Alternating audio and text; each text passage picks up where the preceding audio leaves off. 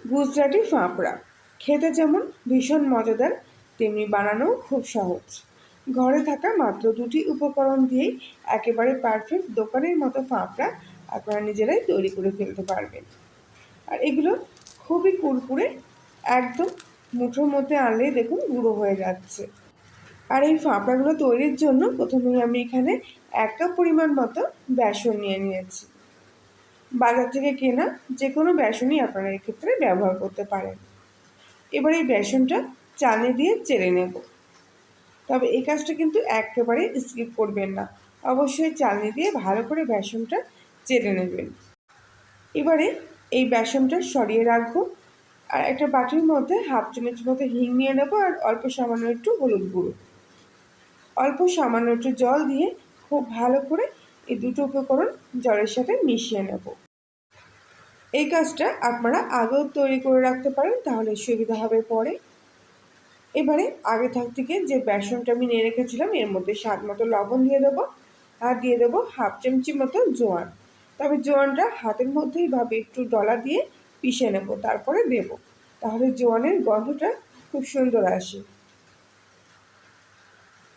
শুকনো উপকরণগুলো খুব ভালো করে একসঙ্গে এখানে মিশিয়ে নিচ্ছি।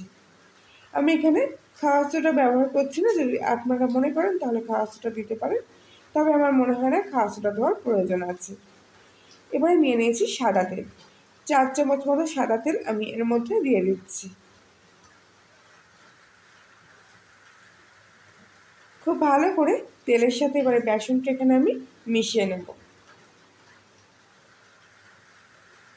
এই কাজটা একটু সময় ধরেই করতে হবে, আর এমনিতেও দেখবেন তেলের সাথে বেসনটা মিশোতে একটু সময়টা বেশি লাগছে।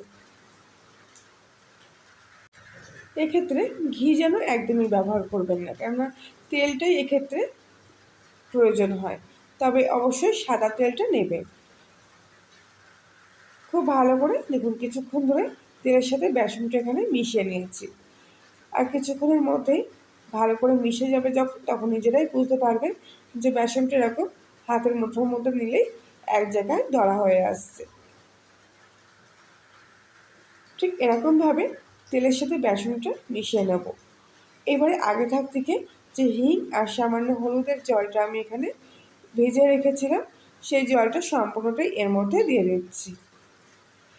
হিংটা দিলে পরে ফাঁপড়াগুলোর গন্ধটা খুব ভালো আসবে, আর স্বাদটাও ভালো হবে। আর হলুদ গুঁড়োটা দিলে পরে খুব ভালো রং আসবে এই ফাঁপড়াগুলোর।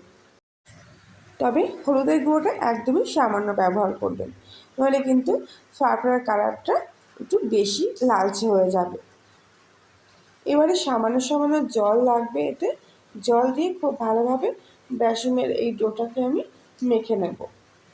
ঠিক যেরকম আটা কিংবা ময়দা মেখে থাকি, ঠিক সেরকমভাবে কিন্তু বেসনের ডোটা অল্প অল্প জল দিয়ে মেখে নেব।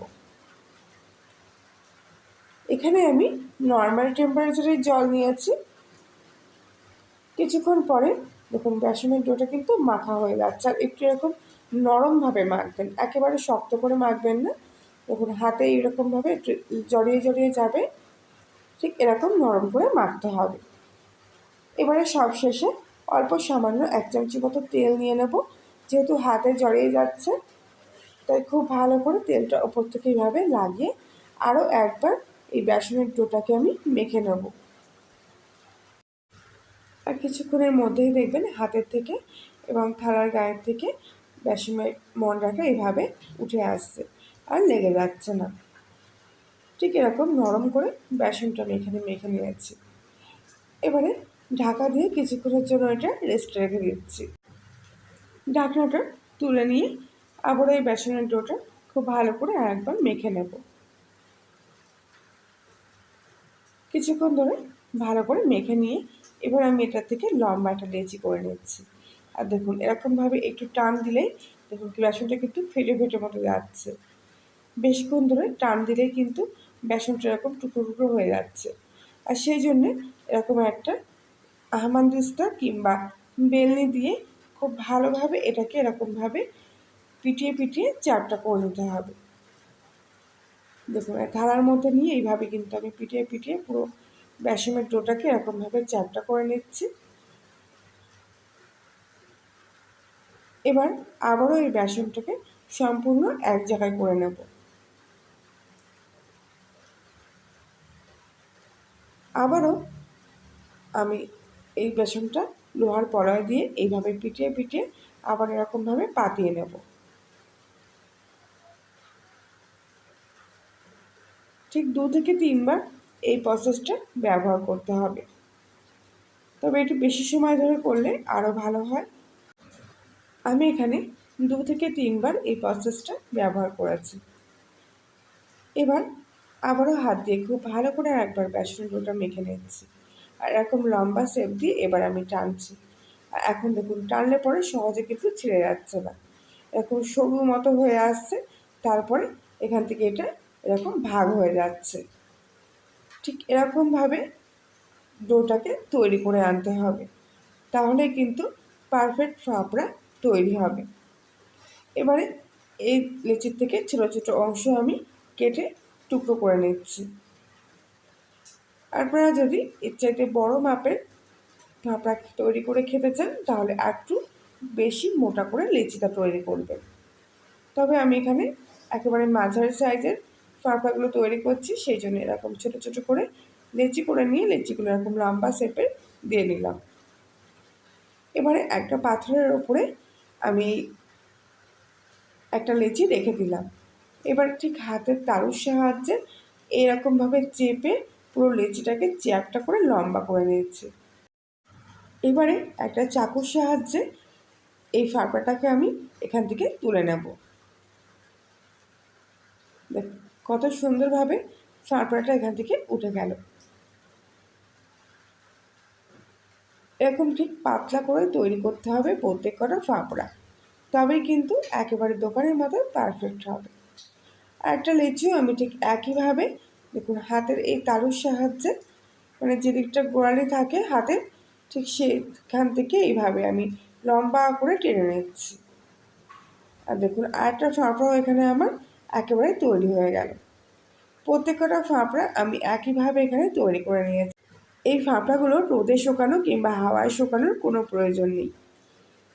তৈরি করা হয়ে গেলেই কড়াইটা চাপিয়ে দেবেন গ্যাসের ওপরে, আর তেলটা খুব ভালোভাবে গরম করে নিতে হবে। আর তেল গরম হয়ে গেলেই এক এক করে ফাঁপড়াগুলো তেলের মধ্যে ছেড়ে দেবো। তেলটা একটু নাড়াচাড়া করে ফাঁপড়াগুলো ভেজে নেবেন, আর তখন দেখবেন ফাঁপড়াগুলো কত সুন্দর তৈরি হচ্ছে। বাকি ফাঁপড়াগুলো আমি একইভাবে ভেজে নেব। আর দোকানের ফাঁপড়াগুলো ঠিক যেরকম বাবলস তৈরি হয় ওপর থেকে, এই ফাঁপড়াগুলোতেও দেখুন কত সুন্দর বাবলস তৈরি হচ্ছে। খুব সহজে বাড়িতে এইভাবে আপনারা গুজরাটি ফাঁপড়া তৈরি করে ফেলতে পারবেন। আর এই ফাঁপড়াগুলো কিন্তু আমাদের এখানে চানাচুরের মধ্যেও দেওয়া থাকে, দেখবেন পাঁপড় পাঁপড় মতো দেখতে কত সুন্দর লাগে, আর খেতে তো দারুণ মজাদার।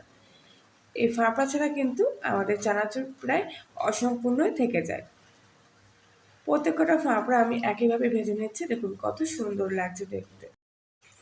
আশা করছি আজকের রেসিপিটি আপনাদের কাছে ভালো লেগে থাকবে। ভালো লাগলে প্লিজ লাইক শেয়ার কমেন্ট করে জানাবেন।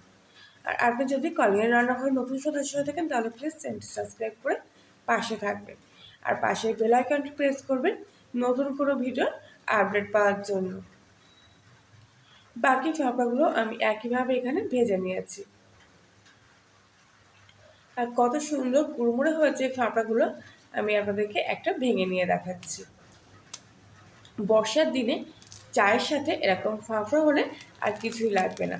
রোজ রোজ একঘেয়েমি চপ সিঙ্গারা বিস্কুট না খেয়ে এরকম ফাঁপড়া বানিয়ে খেয়ে দেখুন, খুব সহজে ঝটপট তৈরি হয়ে যাবে। তাহলে বন্ধুরা আজকের মতো এই পর্যন্তই, আবার দেখা হচ্ছে অন্য একদিন। সবাই ভালো থাকবেন, সুস্থ থাকবেন।